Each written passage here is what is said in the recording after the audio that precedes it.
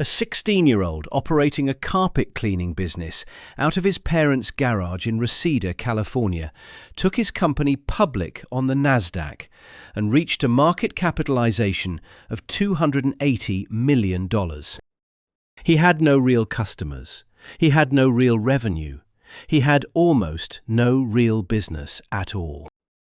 But when the auditors from Ernst and Whinney came to verify his largest contract, an $8.2 million insurance restoration project in Sacramento, he rented an entire building, filled dumpsters with construction debris, posted workers on scaffolding, and hung company signs on every floor. Then he made the auditors sign a confidentiality agreement before he showed it to them. The auditors signed it. They walked through a building that had been staged like a film set, inspected work that was not being done, spoke to employees who had been placed there for the afternoon, and went back to their offices and certified the project as legitimate. The teenager's name was Barry Minkow. The company was called ZZZZ Best, and before he turned 22, the entire thing would collapse in a way that changed how auditing firms operate in the United States. But in 1986, when the stock was climbing and the Wall Street analysts were writing favorable reports, none of that was visible yet. What was visible was a young man who appeared to have built something extraordinary. A carpet cleaning company growing so fast it needed to go public to keep up with demand. What nobody knew was that the demand did not exist. Barry J. Minkow was born on March 22, 1966, in Inglewood, California. His family was middle class, suburban, unremarkable. His mother, Carol, worked as a phone company employee. His father, Robert, worked odd jobs. They lived in Reseda, in the San Fernando Valley, the part of Los Angeles that is not Los Angeles, the sprawl of strip malls and stucco that stretches north of the Hollywood Hills into a flat grid of ranch houses and dry heat. He started ZZ Best in the family garage in 1982. He was 16 years old. The name was deliberate. The quadruple Z meant it would appear last in the yellow pages. Last catches the eye. People flipping through a phone book to find a carpet cleaner get bored and stop somewhere around the M's, or they skip straight to the end. It was a teenager's insight into consumer psychology, and it was correct. The business was real at first. He cleaned carpets. He had a steam cleaning machine that he hauled in the back of his car. He knocked on doors in the San Fernando Valley neighborhoods around Reseda and handed out flyers printed at a local copy shop. The work was legitimate. The problem was cash. A 16-year-old cannot get a bank loan. He cannot open a proper line of credit. He has no financial history, no collateral, and no adult willing to co-sign. The carpet cleaning equipment he needed cost money he did not have. The supplies, the insurance, the advertising, all of it required capital that a high school student could not access through any normal channel. Minkow solved this by running credit card fraud. He stole his grandmother's card and used it to buy supplies. He copied customers' credit card numbers from their checks and receipts, information they left openly on kitchen counters while he cleaned their floors. He ran small charges against their accounts. A few hundred here, a few thousand there. Just enough to cover the next piece of equipment, the next batch of cleaning solution, the next set of flyers. It worked until it didn't. Customers reported the charges. The credit card companies flagged the accounts. Minkow was caught, charged, and, because he was a minor, received probation. No prison time, no real consequence. He was 17 years old and already had a fraud conviction. This is where a different person stops. Minkow accelerated. He understood something about the carpet cleaning industry that most people in it did not think about. The residential side of the business, individual homes, apartment cleanings, pays small amounts per job. A few $100s for a full house. You need volume. And volume means vans and employees and scheduling and all the overhead that makes small service businesses fragile. But insurance restoration, the work that happens after a building floods or catches fire, when insurance companies pay contractors to restore the property to its original condition, is where the real money is. A single insurance restoration contract can be worth hundreds of thousands of dollars. A large one can be worth millions. The margins are enormous. The checks come from insurance companies, not individuals. The projects are commercial scale, and critically, the details of insurance restoration work are opaque to outsiders. The contracts are between adjusters and contractors. The job sites are closed. The financial arrangements are complex and confidential. It was, in other words, exactly the kind of business that is very difficult to verify from the outside. Minkow did not have any insurance restoration contracts. He did not have the equipment, the workforce, the relationships with insurance adjusters, or the track record to get them.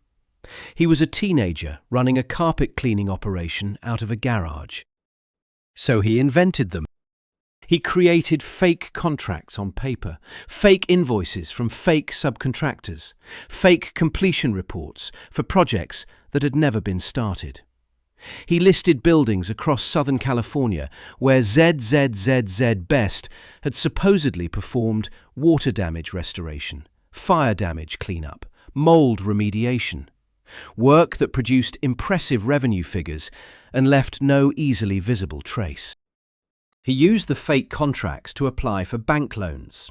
The loans funded the appearance of growth. The appearance of growth attracted more loans. Each round of fabricated paperwork looked slightly more impressive than the last, because each round could reference the previous round as evidence of a track record. The key associate in this phase was Tom Paget, an insurance adjuster who understood how restoration contracts actually worked. The paperwork, the terminology, the way invoices were structured between adjusters, carriers, and contractors.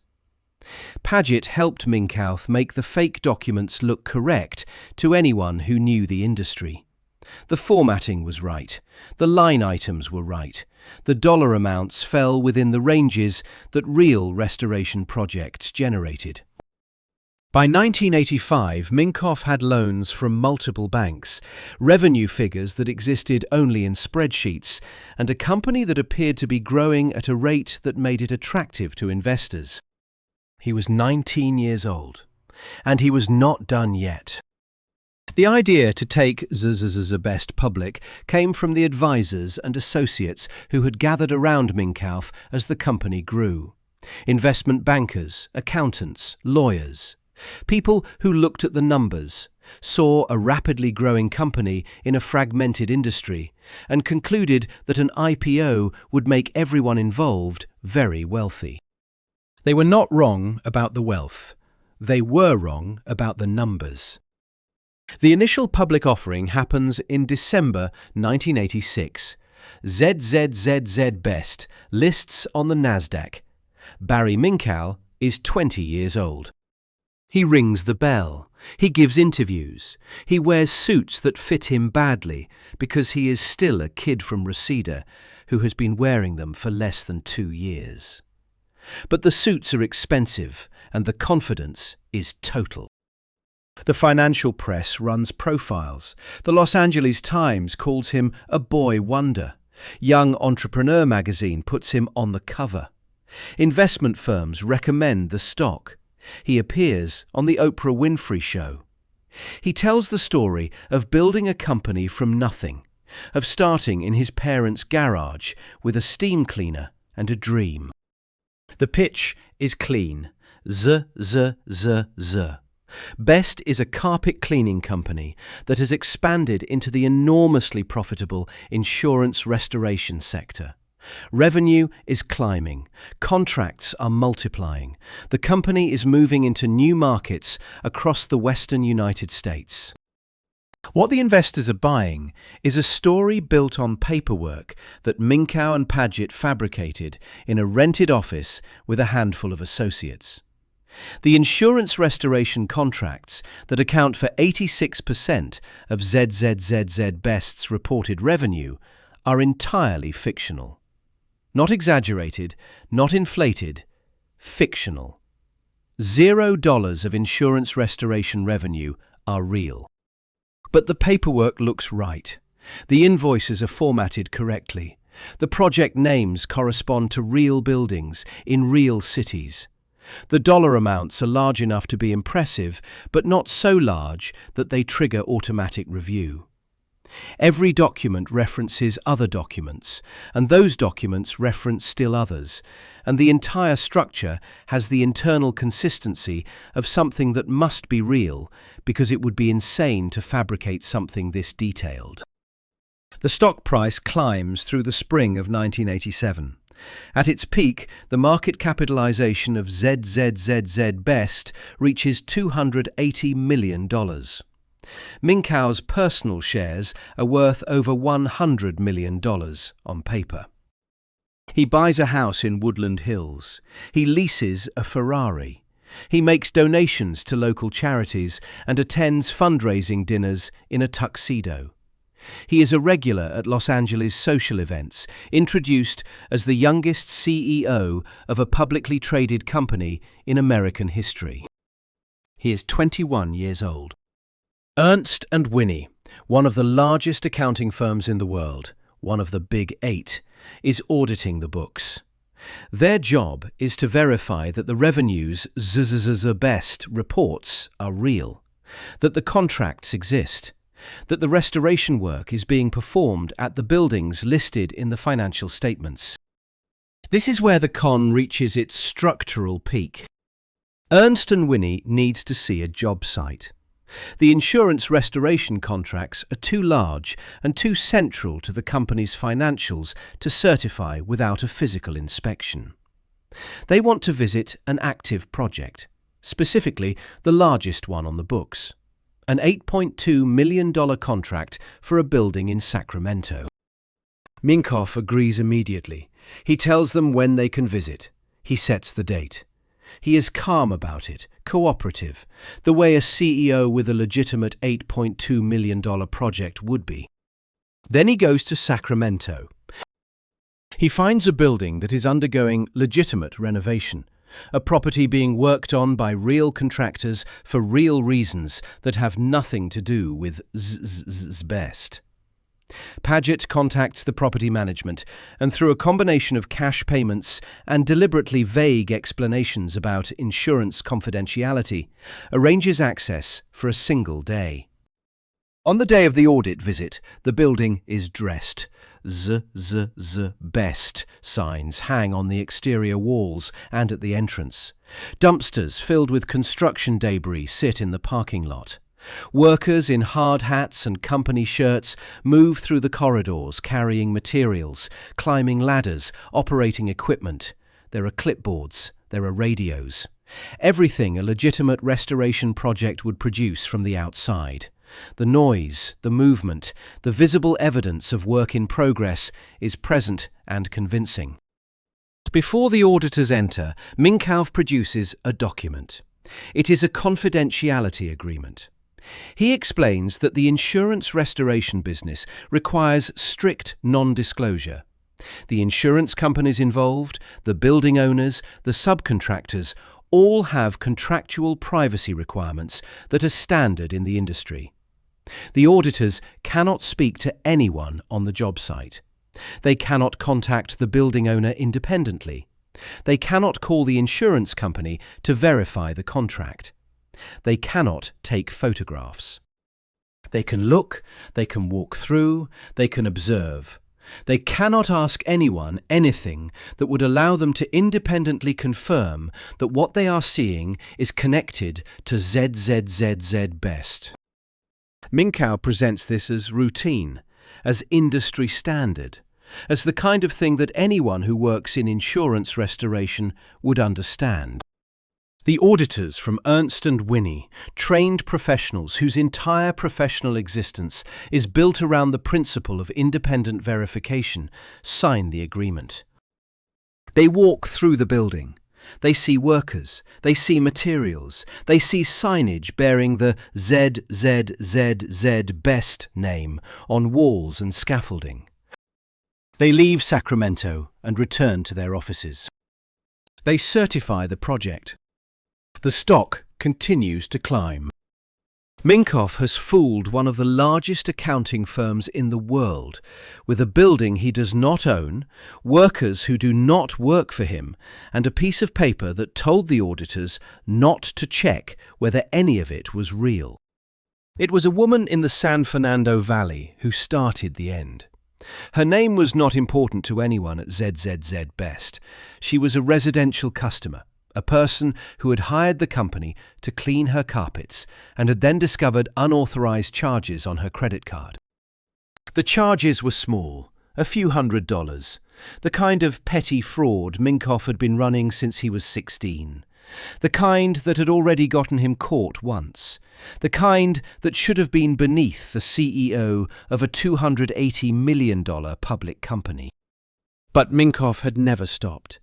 Even as the company grew into the hundreds of millions in supposed revenue, even as Wall Street analysts toured the offices and wrote favorable reports, the original credit card fraud continued. Small charges on customers' accounts, hundreds of dollars at a time, the habit of a teenager who had never learned to stop because it had never cost him enough to make him stop. This customer complained.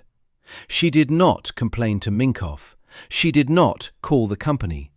She went to the Los Angeles Times.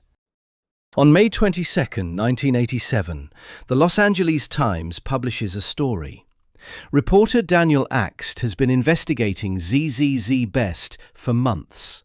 Not just the credit card complaints, but the company's financials, its claimed contracts, its unusually rapid growth.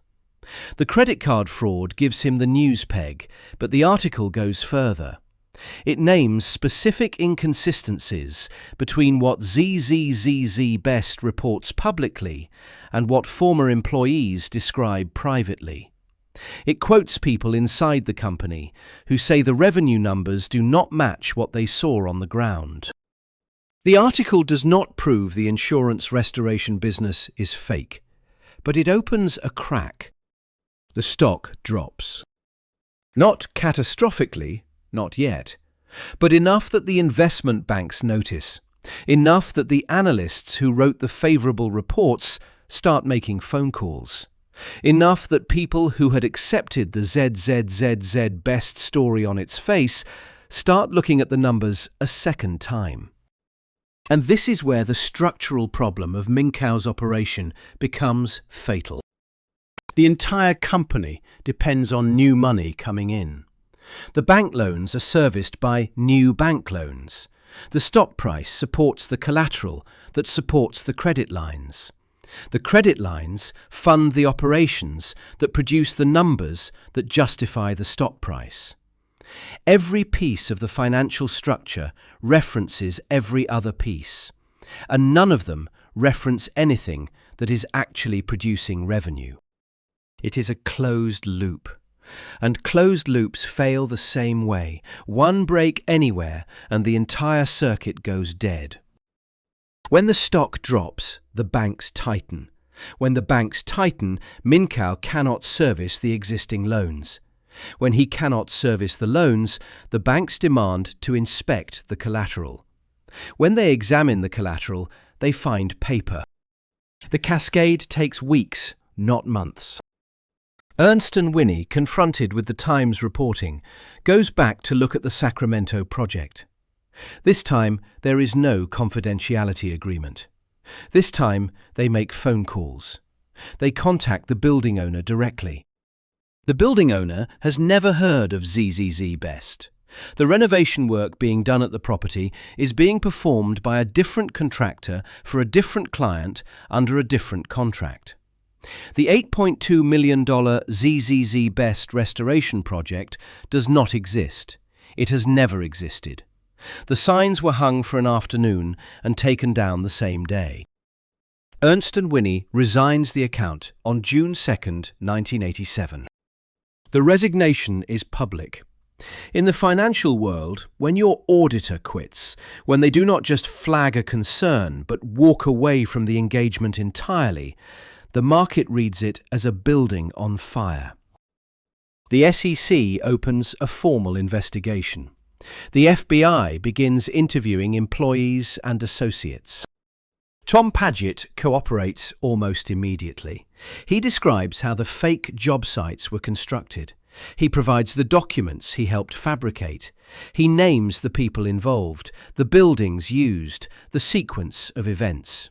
He explains step by step how the insurance restoration business was built entirely from paper, how every contract was fictional, how every invoice was generated to match a contract that did not exist, how the Sacramento inspection was staged in a building that belonged to someone else.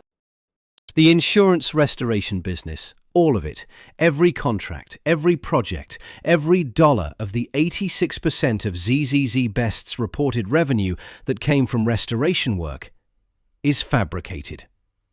There are no clients. There are no insurance companies. There are no buildings being restored by ZZZ Best anywhere in the United States. On July 2nd, 1987, ZZZ Best's stock is halted on the NASDAQ. The company files for bankruptcy 5 days later, on July 7th. Barry Minkow is 21 years old. The $280 million market cap evaporates. The shares that were trading at $18 are worthless. The investors who bought stock on the strength of analyst recommendations and audited financial statements have nothing. The trial takes place in 1988 and 1989 in a federal courthouse in Los Angeles. The indictment runs to 57 counts: racketeering, securities fraud, money laundering, bank fraud, mail fraud, tax evasion. The prosecution calls witness after witness. The paper trail is enormous and points in a single direction. Paget testifies about constructing the fake restoration sites. Former employees describe a company where the offices were real and the revenue was not. Bank officers produced the loan applications filled with numbers that corresponded to nothing. Stacks of fake invoices, hundreds of them, carefully formatted and completely fictional, are entered into evidence. On December 14, 1988, Barry Minkow is convicted on all 57 counts. He is sentenced to 25 years in federal prison and ordered to pay $26 million in restitution. The judge notes that Minkow showed no remorse during the trial and had attempted to intimidate witnesses. He is 23 years old. He will spend the next 7 years in a federal facility. In prison, Minkow converts. He studies for the ministry. He reads theology. He becomes an ordained pastor, conducting services for inmates and corresponding with church organizations outside. He is released in 1995. He moves to San Diego, a city where his name does not carry the same weight as it does in Los Angeles. He opens a church, the Community Bible Church in Mira Mesa, a middle-class suburb north of the city. He preaches on Sundays. During the week, he rebuilds himself as something new, an anti-fraud activist. He gives lectures to the FBI about how he fooled the auditors. He speaks to accounting firms about the red flags they missed. He consults with corporate boards about internal controls. He is good at it. He is specific, detailed, self-deprecating. He describes exactly how the Sacramento building was staged, exactly how the confidentiality agreement worked, exactly why trained professionals signed a document that prevented them from doing their jobs. He helps expose several real frauds. He identifies a $1 billion insurance fraud scheme at Teletech Holdings and brings it to the attention of investigators. He assists in multiple cases. He is featured in media profiles as a reformed criminal who now uses his expertise to protect the public. The arc is clean. Teenage con artist builds a fake empire, goes to prison, finds God, emerges as a force for good. Redemption. This is where the story could end. It does not end there.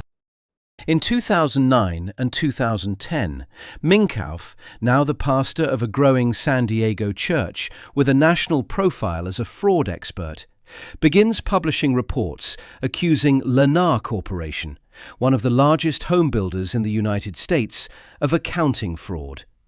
He posts videos. He contacts regulators. He gives interviews calling Lennar's financial statements into question. Lennar's stock drops on the accusations. Millions of dollars in market value disappear. What federal investigators discover in 2011 is that Minkow has been short-selling Lennar stock before publishing each accusation. He drives the price down with public claims of fraud, profits from the decline through positions he has already taken, and repeats the cycle. The anti-fraud crusader is committing securities fraud. The pastor who lectures the FBI about deception is running a market manipulation scheme from his church office. He is convicted in 2011, 5 years. But the Lennar scheme is not the end either. While investigating the stock manipulation, federal prosecutors discover that Minkow has also been embezzling from his own congregation. He has diverted roughly $3.5 million in church funds into personal accounts over a period of years. The parishioners who trusted their pastor with their tithes and donations have been financing his living expenses, his legal fees, his personal debts. He pleads guilty. In 2014, he receives a combined sentence of 5 years for the Lennar scheme and the church fraud. He is released in 2019. He is 53 years old. 3 convictions, roughly 17 years behind bars in total. A career that includes CEO, convict, pastor, fraud investigator, stock manipulator, and embezzler, categories that, in Minkow's case, overlap. The $26 million restitution order from the original ZZZZ Best case has never been fully paid. The investors who bought stock at $18 per share received nothing. The banks that extended loans on the basis of fabricated contracts absorbed the losses. Ernst and Whinney, which merged in 1989 to become Ernst and Young, and later rebranded as EY, overhauled its audit procedures in the wake of the ZZZZ Best case. The Sacramento inspection became one of the most widely taught case studies in forensic accounting education.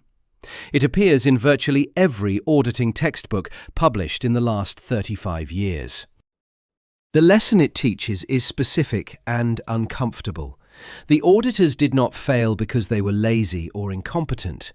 They failed because they agreed to verify a project under conditions set by the person who had the most to gain from the verification succeeding.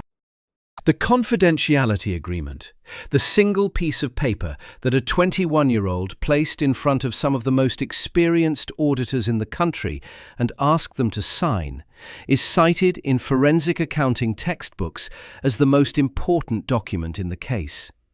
Not because of what it contained, but because of what it prevented.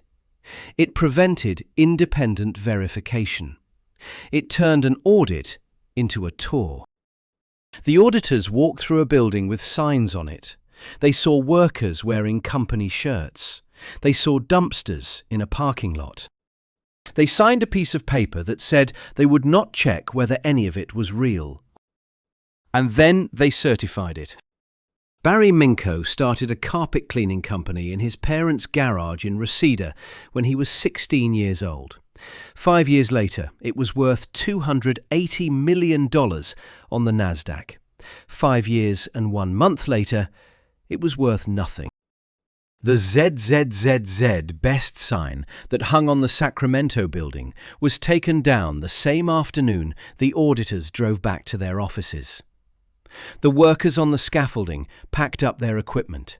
The dumpsters were emptied by a rental company that had no idea what they were for. By the time the auditor's report certifying the $8.2 million project reached the ZZZZ Best financial statements, the building it described had already gone back to being someone else's property, undergoing someone else's renovation, for someone else's reasons. The only thing that remained was the signature